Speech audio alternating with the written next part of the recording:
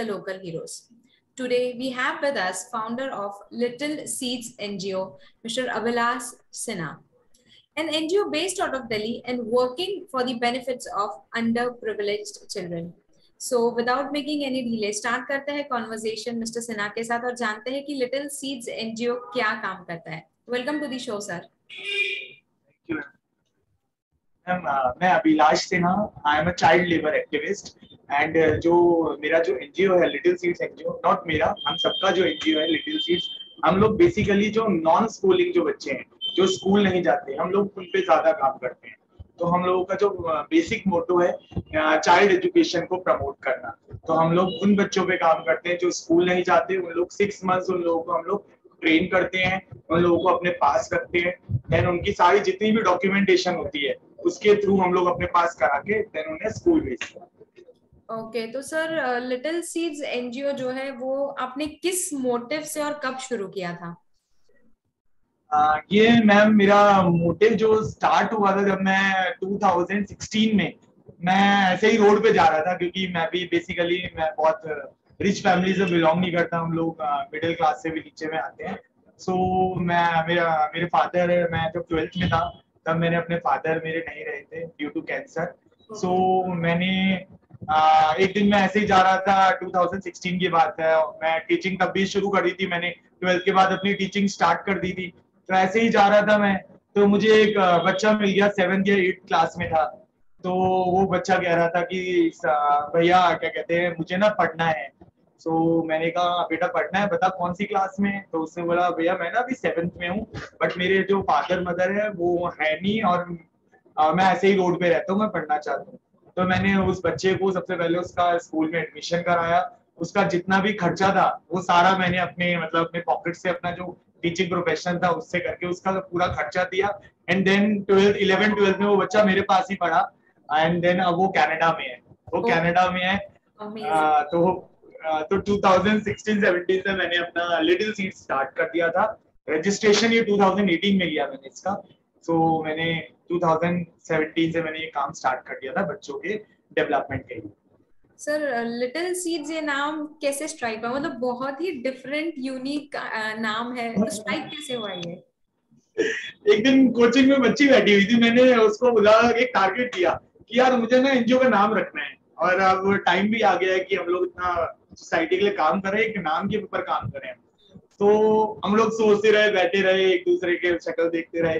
तो उसके मन में आया कि यार मतलब ऐसा करें कि हम बच्चों को, मतलब जब तक हम बच्चों को मतलब ग्रो करेंगे तो एक लिटिल मतलब छोटे बच्चों को हम लोग पौधे की तरह, जो जब छोटा पौधा लगाएंगे तभी तो वो पेड़ बनता है, तो हम लोग मेन पौधे पे काम करेंगे. तो ऐसे ही हमने बच्चों को पौधा बनाया और पौधे पे हम लोगों को काम करना, तो इसीलिए उसका लिटिल सीड्स नाम रख दिया.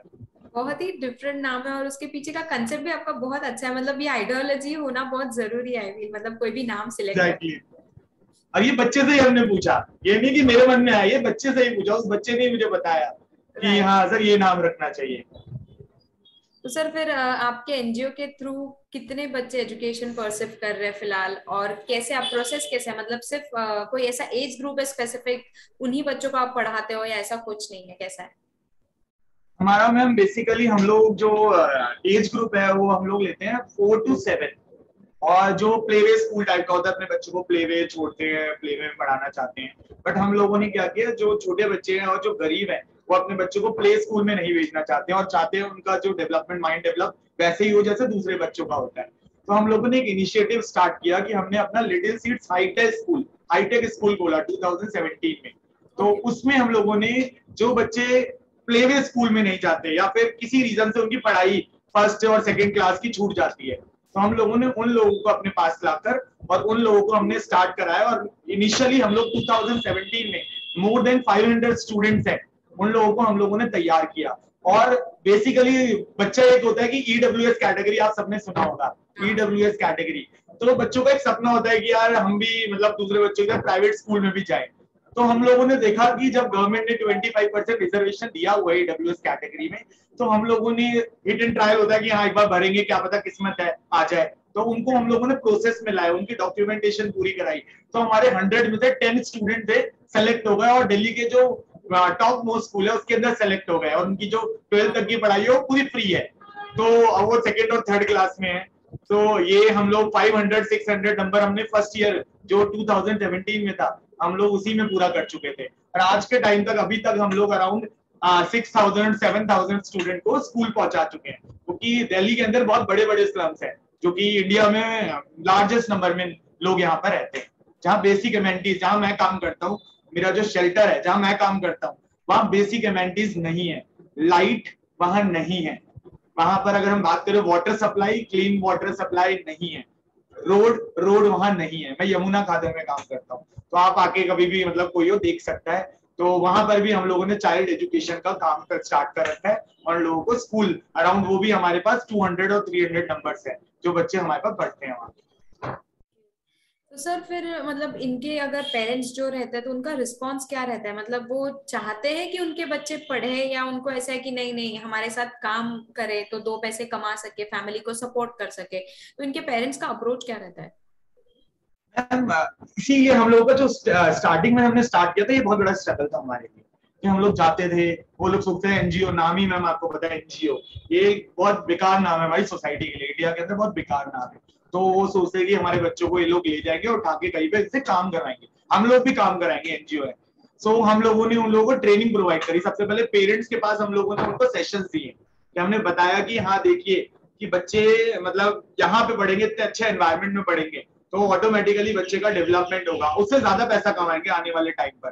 तो हम लोगों ने क्या किया, सबसे पहले पेरेंट्स की काउंसलिंग करी, क्योंकि बहुत ज्यादा आपको पता ही है अगर जो अनएजुकेटेड लोग हैं उन लोगों का क्या है, मेन यही परसेप्शन है कि ज्यादा पैसा कमाए। तो हम लोगों का ये था उनको काउंसलिंग देना कि हाँ क्यों एजुकेशन जरूरी है, क्यों उनके बच्चे का डेवलपमेंट जरूरी है, उनका बच्चा कैसे दूसरे बच्चों के जैसा बन सकता है। तो हम लोगों ने उन लोगों को सबसे पहले समझाया। और बहुत ही स्ट्रगल अभी भी बहुत ज्यादा ये चीज आती है कि उनके जो पेरेंट्स है वो हमारे पास भेजना नहीं चाहते, तो हम लोग उनके पास डायरेक्ट पूरी टीम में हम लोगों ने 2-3 काउंसलर रखे हुए हैं जो उनके पास जाते हैं, उनके घर पे जाते हैं और उन लोगों को समझाते हैं कि हाँ आपको क्यों एजुकेशन जरूरी है, स्कूल जाना जरूरी क्यों है। तो ये सारी चीजें हम लोग क्या है काउंसलिंग सेशन के थ्रू करते हैं। और हमारे कुछ टाइप्स भी हैं, कुछ सेंटर्स से हमारे टाइप्स भी हैं, तो उसके थ्रू भी हम लोग पेरेंट्स से कनेक्ट करते हैं। ओके। तो फिर सर आज लिटिल सीड्स की टीम में कितने मेंबर्स है टोटल? मैम काउंटलेस है। एक इनिशिएटिव हमने 2 लोगों ने स्टार्ट किया था और अराउंड अभी अगर हम वॉलंटियर्स की बात करें तो पूरे दिल्ली में हमारे 2000 से ज्यादा नंबर्स हैं। और अगर हम पूरा इंटरनेशनली बात करें तो 4000 और 5000 हमारे मेंबर्स हैं।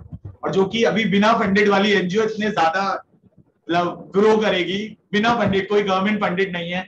बेसिकली मैं अपनी 50% इनकम जो है वो मैं स्पेंड करता हूँ इसी पे ही। मैंने अपना शुरू से ही मेरा एम था कि मैं कभी भी जितना कमाऊंगा उसका 50% अपना बच्चों के लिए लगाऊंगा। और मैंने मैम स्टार्ट करा सबकी दुआएं से, और सबके टीम जो इतनी अच्छी टीम मिल गई मुझे, ये सारी टीम ने इतना मोटिवेशन दिया तो आज ये कर पा रहा हूँ। बहुत बहुत बढ़िया चीज है, मतलब सर 2000-3000 वॉलंटियर्स होना एक एनजीओ के साथ, it's a great thing sir.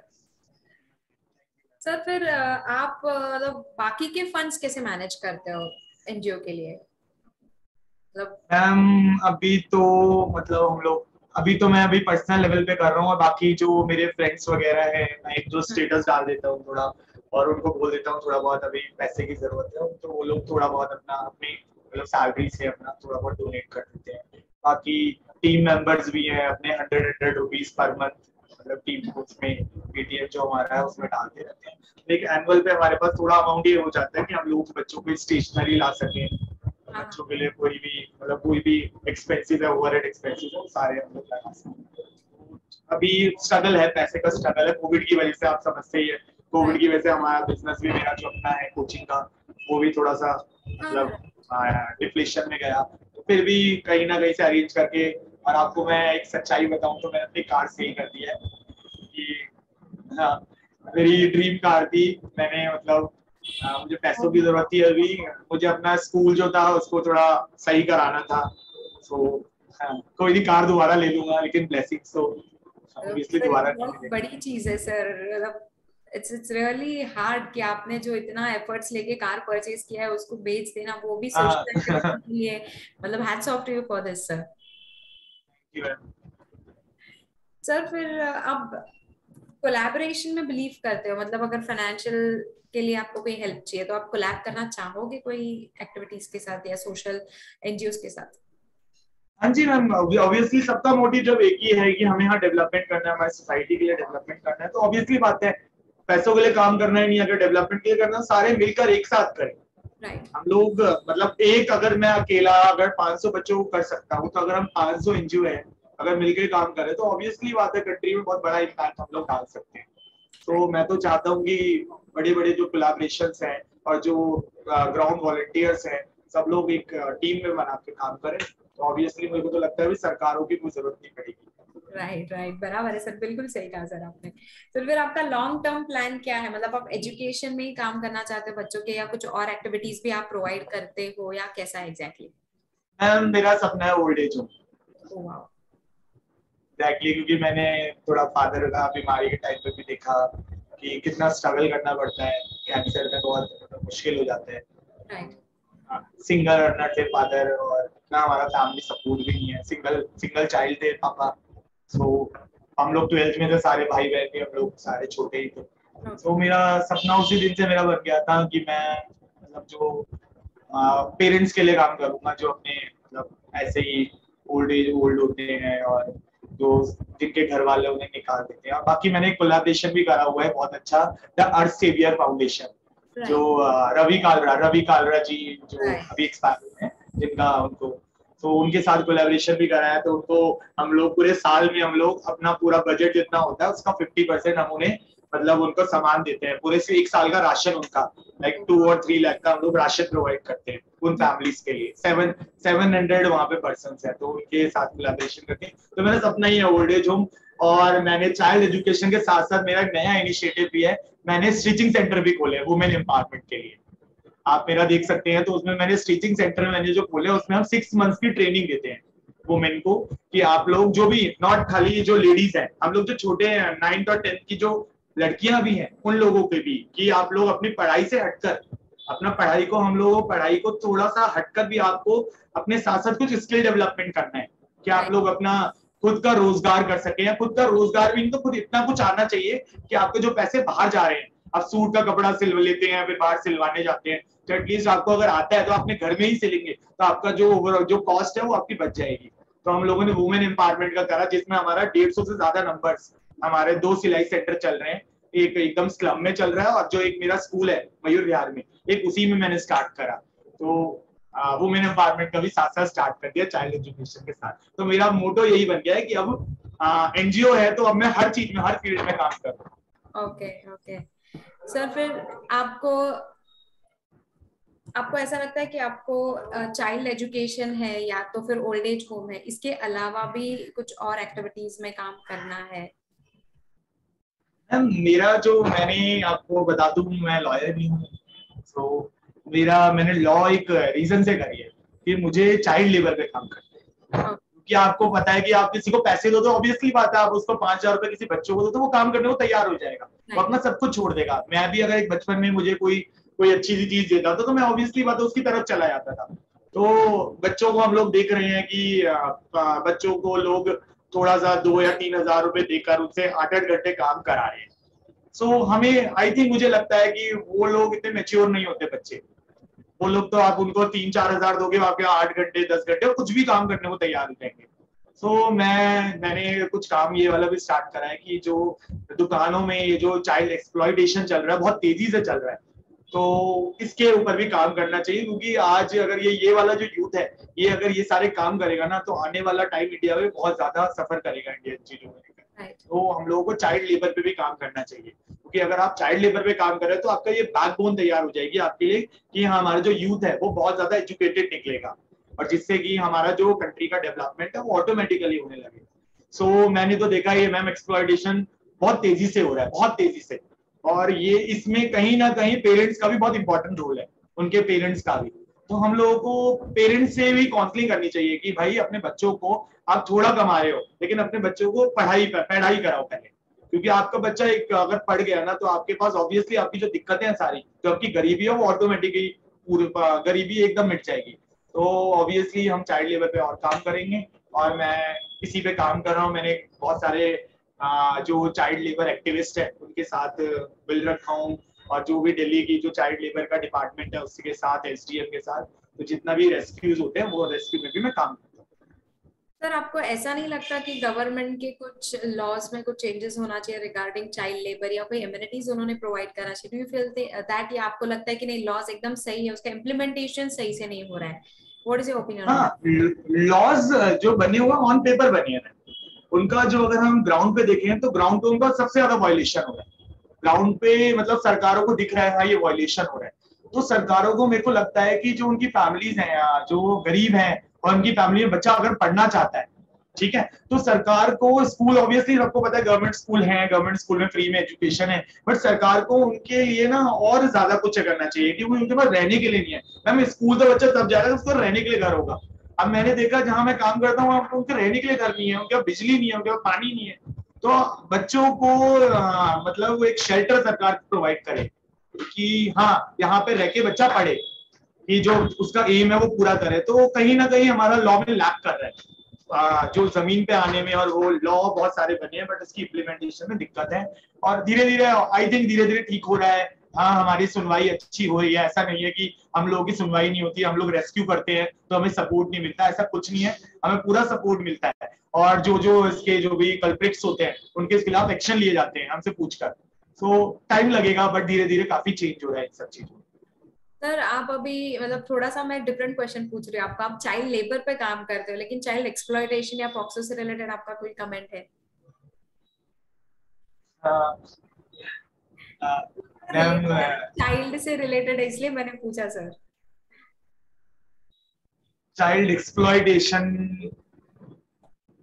Exactly हो रहा है, बहुत ज्यादा हो रहा है। तो हम लोगों को मतलब मैंने ये देखा है कि जो बच्चे हैं ना वो पेरेंट्स का बता नहीं पा रहे, बहुत ज्यादा है। मैंने देखा, मैं जो काम करता हूँ वहाँ बच्चों को पढ़ने नहीं देते, पढ़ने नहीं देते, उन्हें मारते हैं। 9th क्लास में उनके पेरेंट्स मारते हैं, पी के आते हैं तो पढ़ेगी नहीं। सो हम लोगों को लगता है पेरेंट्स की गलती है। हम लोगों को सबसे पहले बच्चे आके बताएं, और हम लोगों को ना पेरेंट्स के खिलाफ एक्शन लेना होगा कि राइट। बच्चे बाहर वाले, तो बाहर वाला कम एक्सप्लॉयटेशन हो रहा है, अपने बच्चों के साथ घरों में बहुत ज्यादा एक्सप्लॉयटेशन हो रहा है, उनके पेरेंट्स बहुत ज्यादा एक्सप्लॉयट कर रहे हैं। और तो जरूरत है थोड़ा सा पेरेंट्स के लिए कोई ऐसा लॉ भी बनना चाहिए कि जो चाइल्ड राइट्स की पूरी बात करे। राइट। कहीं ना कहीं चाइल्ड राइट्स की बात नहीं हो रही। राइट सर, बिल्कुल सही सर। सर मेरा लास्ट मैसेज या क्वेश्चन आपके लिए यही रहेगा कि आप हमारे व्यूअर्स को कुछ कन्वे करना चाहोगे हमारे शो के थ्रू? मैं तो यही कहूंगा कि जो समृद्धि जी हैं, आप इनको इन्हें फॉलो करें, और ये जो जितनी भी स्टोरीज रहती हैं, जैसे जमीन से जुड़े लोगों की स्टोरीज ले रही हैं, मैंने देखा, मैंने इनका जो पेज है वो देखा, तो बहुत ज्यादा ग्राउंड लेवल पे जो काम कर रहे हैं उनकी आप स्टोरीज ले रहे हो। तो मैं यही कहूंगा कि जो समृद्धि जी हैं इनके साथ लोग जुड़े, इनके साथ जुड़े और अपने जो एक्सपीरियंसेस हैं वो शेयर करें। आप ज्यादा जितना ज्यादा शेयर करेंगे आप, तो इससे लोग क्या बहुत ज्यादा मोटिवेट होंगे। मैं भी अगर ये काम कर रहा हूँ तो मुझे कहीं ना कहीं से मोटिवेशन मिला है, और मेरे साथ आज 4000 लोग काम कर रहे हैं तो उन्हें भी मुझसे मोटिवेशन मिला है। तो ऑब्वियसली बात है, जब आप अपनी बात कहीं किसी प्लेटफॉर्म में नहीं रखोगे तो आपको मोटिवेशन लेवल नहीं आएगा। तो मैं यही कहूंगा कि सारे जो समृद्धि जी ये जो सबकी स्टोरीज कवर कर रही हैं, तो सब लोग इनके साथ जुड़े, अपने अपने जो भी तुम्हारे जो एनजीओ है या तुम सोशल वर्क करते हो सारा आप बताइए, तो ये आगे प्रमोट करें। Thank you so much sir, मतलब आपने मेरे शो को प्रमोट किया आपके वीडियो के through, that means a lot sir. Thank you so much sir, thank you sir. Welcome ma'am, welcome ma'am. So thank you आप व्यूअर्स, थैंक यू हमारा show देखने के लिए। और yes, one more thing, Abhilash sir का जो NGO है, आप उनका जो भी पेज है उसका डिस्क्रिप्शन बॉक्स में मैं लिंक शेयर कर दूंगी, आप जाकर देखें कि वो क्या काम करते हैं। आप डोनेशन भी अगर चाहो तो दे सकते हो। If you are based out of Delhi तो दिल्ली में जाइए, फील्ड पे देखिए कि क्या काम हो रहा है। अगर आप पैसे से हेल्प नहीं कर सकते तो आप वॉलंटियरशिप भी कर सकते हो, आप फिजिकल एक्टिविटीज में इन्वॉल्व होइए, लेकिन अपने लेवल पे जरूर कुछ कीजिए।